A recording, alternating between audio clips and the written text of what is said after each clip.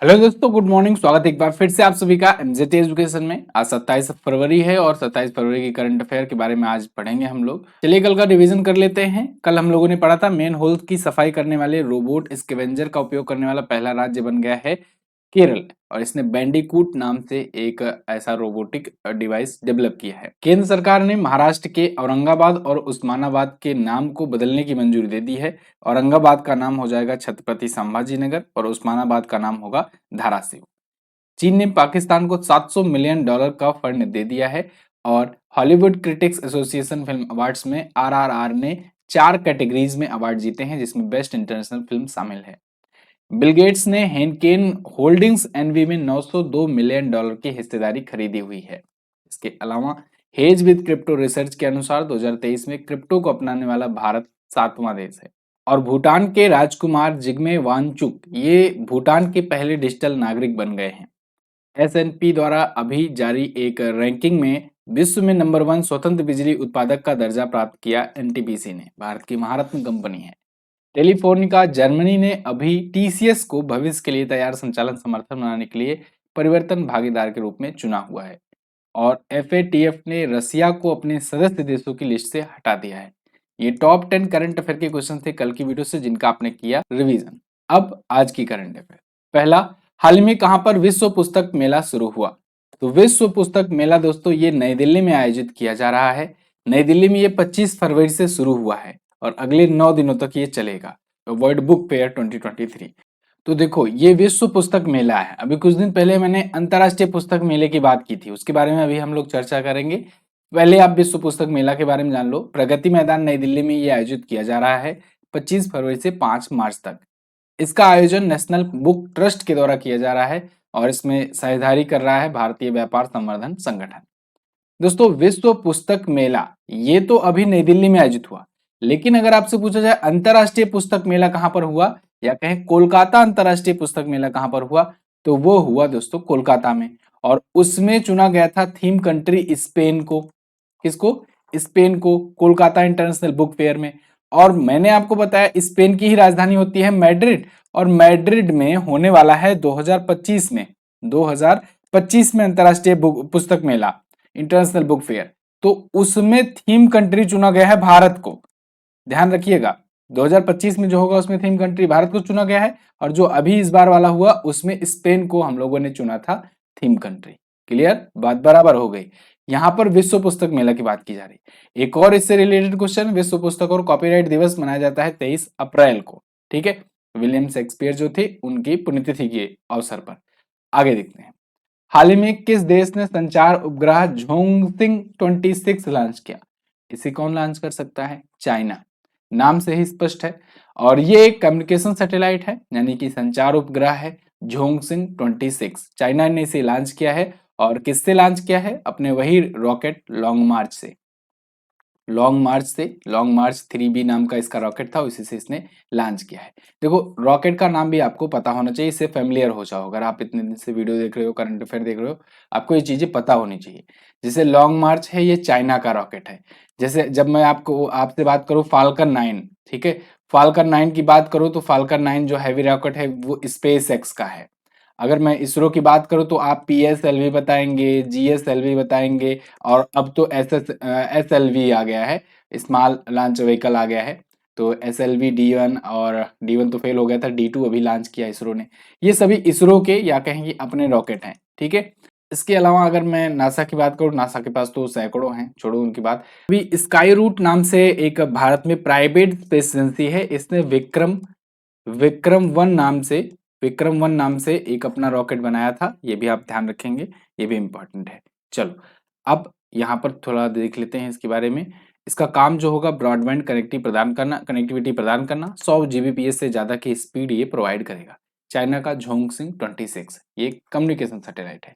आगे देखते हैं, अगला है, हाल ही में जारी अंतरराष्ट्रीय बौद्धिक संपदा सूचकांक 2023 में भारत किस स्थान पर है? तो अभी इंटरनेशनल IP इंडेक्स या कहें इंटेलेक्चुअल प्रॉपर्टी इंडेक्स जारी किया गया, और इसमें भारत को स्थान मिला है 42वां। भारत 42वें स्थान पर है। पहले स्थान पर हमेशा की तरह अमेरिका बना हुआ है। ठीक है, ये रैंकिंग जारी करता है US चैम्बर ऑफ कॉमर्स। तो टॉप पर यूएसए है, सेकंड पर यूनाइटेड किंगडम है और थर्ड पर है फ्रांस। इंटेलेक्चुअल प्रॉपर्टी यानी कि बौद्धिक संपदा के मामले में ये इंडेक्स जारी किया जाता है और इसमें 55 वैश्विक इकोनॉमीज जो हैं उनको आईपी के ढांचे में बेंचमार्क करके ये रैंकिंग जारी की जाती है। क्लियर। पिछले कुछ दिनों में कुछ और भी रैंकिंग आई हुई हैं, उनका हम लोग रिवीजन कर लेते हैं। जैसे अभी व्हाइट सील्ड का आया था वैश्विक श्रम लचीलापन सूचकांक, जिसे ग्लोबल लेबर रिसाइलियंस इंडेक्स कहते हैं। इसमें भारत था 65वें स्थान पर। इससे भी पहले आया था ओईसीडी की सेवा व्यापार प्रतिबंध सूचकांक।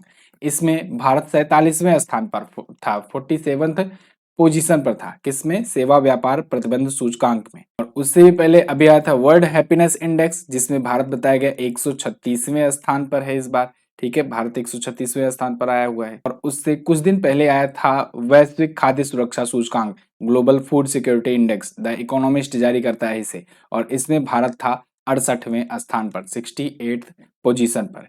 ईआईयू के द्वारा world wide cost of living index जारी किया गया। इसमें दुनिया के सबसे महंगे शहरों को लिस्ट किया गया। तो इससे महंगे शहरों में तो भारत का तो नहीं था, न्यूयॉर्क था सबसे महंगा शहर, ये भी आप याद रखिएगा। और ग्लोबल प्राइम सिटीज इंडेक्स इसी से रिलेटेड है, समझ लो, ये नाइट फ्रैंक ने जारी किया था। और इसमें मुंबई शहर जो था ये शीर्ष पर था, भारत में शीर्ष पर था मुंबई। ठीक है, ओवरऑल रैंक तो इसकी 22वीं थी। और वहीं भारत जलवायु परिवर्तन प्रदर्शन सूचकांक में 8वें स्थान पर रहा था। क्लियर है, ये कुछ रैंकिंग थी, इनको आप याद रखेंगे। आगे बढ़ते हैं। हाल ही में किस राज्य या केंद्र शासित प्रदेश को बेस्ट एडवेंचर टूरिज्म डेस्टिनेशन का अवार्ड मिला? तो ये मिला है दोस्तों जम्मू कश्मीर को। जम्मू कश्मीर एक यूनियन टेरिटरी है अभी के टाइम पर, और इसे बेस्ट एडवेंचर टूरिज्म डेस्टिनेशन का अवार्ड मिल चुका है। यहाँ पर आप देख पाओगे आर्टिकल है, Jammu and Kashmir tourism wins best adventure tourism destination award. इनको ये अवार्ड दिया गया अभी हाल ही में केंद्रीय संस्कृति और संसदीय मामलों के राज्य मंत्री अर्जुन राम मेघवाल जी के द्वारा नई दिल्ली में। इनको इंडिया टूरिज्म सर्वे के द्वारा यह अवार्ड दिया गया है, सर्वश्रेष्ठ साहसिक पर्यटन पुरस्कार या कहें बेस्ट एडवेंचर टूरिज्म अवार्ड। तो जम्मू कश्मीर इस बार का विजेता है। अब जम्मू कश्मीर आया है, तो जम्मू कश्मीर से रिलेटेड कुछ क्वेश्चंस आए थे पिछले दिनों में, इनका भी रिवीजन कर लेते हैं। जैसे कि जम्मू कश्मीर और लद्दाख हाई कोर्ट, इसके अभी चीफ जस्टिस चेंज हुए हैं रिसेंटली, जिसमें न्यायमूर्ति एन कोटेश्वर सिंह जी को नियुक्त किया गया है जम्मू कश्मीर और लद्दाख के हाई कोर्ट का नया चीफ जस्टिस। इसके अलावा लिथियम का भंडारा भी मिला था जम्मू कश्मीर में, याद ही होगा, और 59 लाख टन के आसपास में मिला था। ठीक है, गुलमर्ग में भारत का पहला ग्लास इग्लू रेस्टोरेंट खोला गया है, गुलमर्ग जम्मू कश्मीर में ही है। और खेलो इंडिया विंटर गेम्स का शुभारंभ भी अभी यहाँ पर किया गया, मतलब कि आयोजन ही हुआ, 14 फरवरी तक का आयोजन था जम्मू कश्मीर में खेलो इंडिया विंटर गेम्स। सबसे ज्यादा मेडल भी इसी ने जीता हुआ है। इसके अलावा जम्मू कश्मीर सरस मेले का आयोजन अभी किया था कुछ दिन पहले। इसके अलावा ई गवर्नेंस मोड में शिफ्ट होने वाला पहला भारतीय केंद्र शासित प्रदेश भी यही है। और एक और क्वेश्चन याद रखिएगा, जम्मू कश्मीर को आयुष्मान भारत आईडी जनरेशन में भी पहला पुरस्कार मिला था। आगे बढ़ते हैं। हाल ही में प्रधानमंत्री नरेंद्र मोदी ने कहां पर बारिसु कन्नड़ दिमावा महोत्सव का उद्घाटन किया? तो पीएम मोदी ने अभी हाल ही में दोस्तों नई दिल्ली में बारिसु कन्नड़ दिमावा महोत्सव का उद्घाटन किया। अब इसको देख करके कंफ्यूज मत होना, ये कन्नड़ देख करके आप कर्नाटक मत लगा देना। हाँ, माना कि ये कर्नाटक को कनेक्ट करने के लिए था कन्नड़ दिमावा महोत्सव, लेकिन इसका उद्घाटन नई दिल्ली में किया गया, इसका आयोजन नई दिल्ली में किया गया। यहाँ पर आप देख पाओगे आर्टिकल है आपके सामने, PM Modi to inaugurate Barisu Kannada Dim Dimava culture festival at Talkatora stadium in Delhi. तो दिल्ली के तालकटोरा स्टेडियम में 25 फरवरी को इसका आयोजन किया गया और उद्घाटन इन्होंने किया। ये दोस्तों एक भारत श्रेष्ठ भारत के दृष्टिकोण के अनुरूप ये लॉन्च किया गया है। एक भारत श्रेष्ठ भारत, इसका उद्देश्य था कि पूरे भारत को कनेक्ट किया जाए और लोगों को ऐसा फील कराया जाए जिससे वो अपने भारत पर गर्व कर सके। ठीक है, तो पूरे भारत को पूरे भारतीयों के बीच में राष्ट्रीयता या राष्ट्र की भावना को और ज्यादा मजबूत करने के लिए शुरू किया गया था। कब शुरू किया गया था? 2015 में 31 अक्टूबर के दिन। 31 अक्टूबर का दिन खास इसलिए है क्योंकि सरदार वल्लभ भाई पटेल जी की जयंती होती है और हम लोग मनाते हैं एकता दिवस। तो उसी दिन प्रधानमंत्री नरेंद्र मोदी जी ने एक भारत श्रेष्ठ भारत योजना शुरू की थी, याद रखिएगा, इंपॉर्टेंट है। तो अब बारिसु कन्नड़ दिमावा महोत्सव जो मनाया जा रहा है, आयोजित किया जा रहा है, ये कन्नड़ संस्कृति को कनेक्ट करने के लिए, कर्नाटक के कल्चर, परंपरा, इतिहास, उसका जश्न मनाने के लिए दिल्ली में आयोजित किया जा रहा है। क्लियर? आगे बढ़ते हैं। हाल ही में किस देश ने अंतरिक्ष में फंसे अंतरिक्ष यात्रियों को वापस लाने के लिए सोयूज अंतरिक्ष यान को सफलतापूर्वक लॉन्च किया? तो रसिया ने दोस्तों रिसेंटली एक मिशन लॉन्च किया है जो कि बहुत ज्यादा जरूरी है। सोयूज अंतरिक्ष यान इसने लॉन्च किया है। कारण ये है कि इनके जो एस्ट्रोनॉट्स हैं ना, 3 एस्ट्रोनॉट थे ऐसे, वो एक अंतरिक्ष यान में सफर कर रहे थे। वहां पर एक मीटियोइड, जो एक छोटा एस्ट्रॉइड होता है कह सकते हैं, वो आकर टकरा गया और इसकी वजह से उनके विमान में लीकेज होने लगी, रिसाव होने लगा। तो जब कैप्सूल जो था उसका कूलेंट का रिसाव होने लगा, तो अब वहां पर रहना उनके लिए मुश्किल हो रहा है। तो ऐसे में रोसकॉस्मोस जो कि रसिया की स्पेस एजेंसी है, उसने एक अंतरिक्ष मिशन, एक अंतरिक्ष यान लॉन्च किया है अपने सोयूज रॉकेट से। ठीक है, देखो ये रॉकेट यहाँ पर भी मिल गया है, ये रसिया का रॉकेट है, याद रखिएगा। रसिया के रोसकॉस्मोस का ये बहुत ही फेमस रॉकेट है सोयूज। तो इसके द्वारा ये लॉन्च किया गया यान, और इनका उद्देश्य होगा उन तीनों को वापस लेकर के आना, ठीक है, जो वहां पर फंसे हुए हैं अंतरिक्ष यात्री। तो रसिया ने इसे लॉन्च किया है, याद रखिएगा, इंपॉर्टेंट है ये भी। माइक्रोमीटियोइड से सैटेलाइट टकरा गया था। आगे देखते हैं। हाल ही में मध्य प्रदेश में कोल जनजाति महाकुंभ का आयोजन किया गया। यह किसके जन्म जयंती के अवसर पर आयोजित किया जाता है? किसकी जयंती के अवसर पर आयोजित किया जाता है? तो मध्य प्रदेश में कोल जनजाति महाकुंभ का आयोजन अभी दोस्तों भारत के गृह मंत्री अमित शाह जी ने इसका उद्घाटन किया। ये वहां पर सबरी माता की याद में उनकी जयंती के अवसर पर मनाया जाता है। ये सतना में, मध्य प्रदेश के सतना में, सतना एक जिला है, वहां पर आयोजित होता है, बहुत ही फेमस होता है। देखो आजकल के ना एग्जाम में क्वेश्चन ये तो पूछे ही जाते थे। पहले पहले क्या होता था, पहले पूछा जाता था ये महोत्सव कहाँ मनाया जाता है, फला महोत्सव, फला जनजातीय महोत्सव, या वहाँ का जो कल्चरल सांस्कृतिक महोत्सव है वो कहाँ मनाया जाता है। अब थोड़ा सा हो गया है लेवल एडवांस। अब पूछा जाता है क्वेश्चन एग्जाम में कि ये जो महोत्सव है जो अभी रिसेंटली इस राज्य में मनाया गया, वो किस देवी की पूजा पर मनाया गया। या फिर पूछ लिया जाएगा आपसे कि उस महोत्सव में वहां के लोग किस प्रकार का नृत्य करते हैं। या फिर पूछ लिया जाएगा कि क्या पहनकर नृत्य करते हैं, या फिर कब नृत्य करते हैं, या फिर कब वो महोत्सव मनाते हैं, किस अवसर पर महोत्सव मनाते हैं। अब कुछ थोड़ा सा डीपली जाकर के क्वेश्चन पूछ रहा है। तो याद रखिएगा ये क्वेश्चन बहुत ज्यादा इंपॉर्टेंट है। मध्य प्रदेश में भी कोल जनजाति महाकुंभ का आयोजन किया गया है, और ये जो मेला है, ये जो महाकुंभ है, महोत्सव है, ये सबरी माता की याद में मनाया जाता है। यहाँ पर ध्यान रखेंगे सतना मध्य प्रदेश में ये हुआ, ठीक है, सबरी माता जन्म जयंती के अवसर पर। और अमित शाह जी जो कि गृह मंत्री हैं, ये जाकर के इसका उद्घाटन किए थे वहां पर। दोस्तों उत्तर प्रदेश और मध्य प्रदेश के बुंदेलखंड और बघेलखंड क्षेत्रों में ये ज्यादा जनजाति निवास करती है, जिसे कहते हैं कोल जनजाति। वैसे तो सबसे ज्यादा जनजातियों वाला राज्य ही मध्य प्रदेश है, ये भी ध्यान रखिएगा। आगे, हाल ही में किसने सुप्रीम कोर्ट के फैसलों के लिए न्यूट्रल साइटेशन लॉन्च किया? न्यूट्रल साइटेशन, ये सुप्रीम कोर्ट के जो चीफ जस्टिस हैं, जो कि भारत के चीफ जस्टिस हैं, जस्टिस डीवाई चंद्रचूड़, इन्होंने अनाउंस किया है कि अब न्यूट्रल साइटेशन लॉन्च किया जाएगा। न्यूट्रल साइटेशन है क्या, इसको पूरा समझते हैं। देखो न्यूट्रल साइटेशन का मतलब ये हुआ, इस सिस्टम का मतलब ये हुआ कि जो भी सुप्रीम कोर्ट के द्वारा फैसले सुनाए गए हैं आज तक के लगभग 30,000 से ज्यादा, उन सभी को ना क्षेत्रीय भाषाओं में ट्रांसलेट किया जाएगा। और इसके लिए मशीन लर्निंग सिस्टम का यूज किया जा रहा है, सुप्रीम कोर्ट कर रही है। लेकिन मशीन लर्निंग सिस्टम में क्या दिक्कत आ रही है कि कभी कभी वो कुछ चीजों को ट्रांसलेट करने में सक्षम नहीं हो पा रहा है। मतलब कुछ चीजों को ऐसा ट्रांसलेट कर देता है जिसका अर्थ सही से नहीं फिट बैठता है जो होना चाहिए। तो इसके लिए इन्होंने वहां के जो जजेस हैं उनसे भी रिक्वेस्ट किया हुआ है कि वो भी सहयोग करें, ठीक है, बैठ करके उसको एक एक चीजों को चेक करें। जो सत्रीय न्यायालय है, हाई कोर्ट्स हैं, उनसे भी रिक्वेस्ट की गई है, ठीक है। तो टोटल 30,000 से ज्यादा फैसले न्यूट्रल साइटेशन के तहत आएंगे, इनका ट्रांसलेशन किया जाएगा। चीफ जस्टिस डीवाई चंद्रचूड़ ने इसकी घोषणा की है। तो ये याद रखेंगे आप, न्यूट्रल साइटेशन प्रणाली अभी लॉन्च की गई है सुप्रीम कोर्ट में। सुप्रीम कोर्ट में टोटल जजेस की संख्या हो सकती है 34, और आज के टाइम पर 34 पूरा पूरा फुल है। अभी कुछ दिन पहले ही मैंने आपको बताया था कि 2 नए जज नियुक्त किए गए और ये 34 संख्या हो गई है। इन 34 में दोस्तों चीफ जस्टिस ऑफ इंडिया भी शामिल होता है, यानी कि कहीं 33+1 संख्या होती है सुप्रीम कोर्ट में, ठीक है, सुप्रीम कोर्ट के जजेस में। और सुप्रीम कोर्ट भारत का सर्वोच्च न्यायालय होता है, नई दिल्ली में स्थित है। आप मुझे कमेंट करके बताओ सुप्रीम कोर्ट का जो गठन है ये भारत के किस अनुच्छेद में इसका वर्णन किया गया है। बहुत बार मैंने आपको बताया हुआ है, कमेंट करके बताइए इसको, ठीक है। आगे देखते हैं अगला।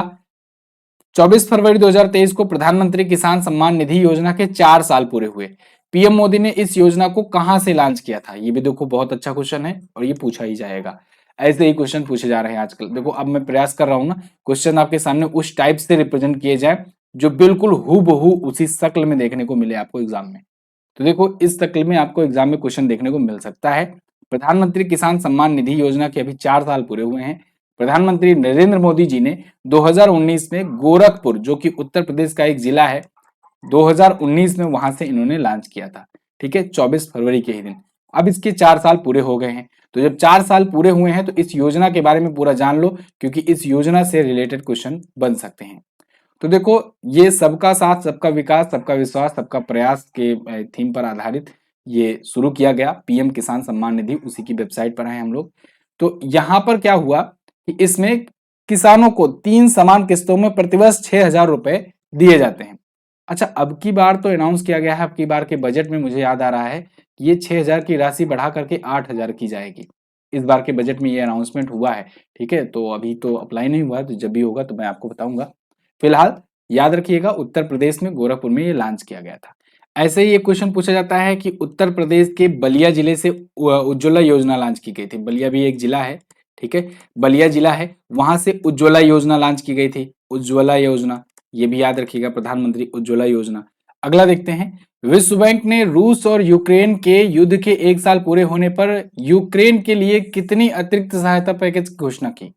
तो वर्ल्ड बैंक ने दोस्तों यूक्रेन को 2.5 बिलियन डॉलर और देने की घोषणा की है। देखो रसिया और यूक्रेन वार के हो चुके हैं 1 साल पूरे। 24 फरवरी को 2021 में इन्वेजन शुरू किया था रसिया ने यूक्रेन पर, 2022 में सॉरी, ठीक है, और अब ये हो चुके हैं 1 साल कंप्लीट 2023 में। तो 2.5 बिलियन जो है इस पर अतिरिक्त सहायता दे रहा है वर्ल्ड बैंक किसको, यूक्रेन को, कि चलो आप लड़ते रहो, हम पीछे से एडिशनल एड करते रहेंगे। ठीक है, मतलब ये लोग विश्व शांति की बात करते रहते हैं। ठीक, मुझे देखो एक बहुत ही सिंपल सा एग्जांपल नजर आ रहा है कि अपने बच्चे को कहो कि चॉकलेट मत खाओ नहीं तो बेटा दांत खराब हो जाएगा, और सबको बताते रहो चॉकलेट नहीं खाना चाहिए, चॉकलेट नहीं खाना चाहिए, और धीरे से रोज शाम को ला करके एक चॉकलेट उसको बच्चे को थमा दो। ठीक है, तो आप क्या कर रहे हो, आप रोक भी रहे हो एक तरफ से और दूसरी तरफ से उसको चॉकलेट खाने के लिए उकसा भी रहे हो। यहाँ यही काम अमेरिका, वर्ल्ड बैंक वगैरह कर रहे हैं।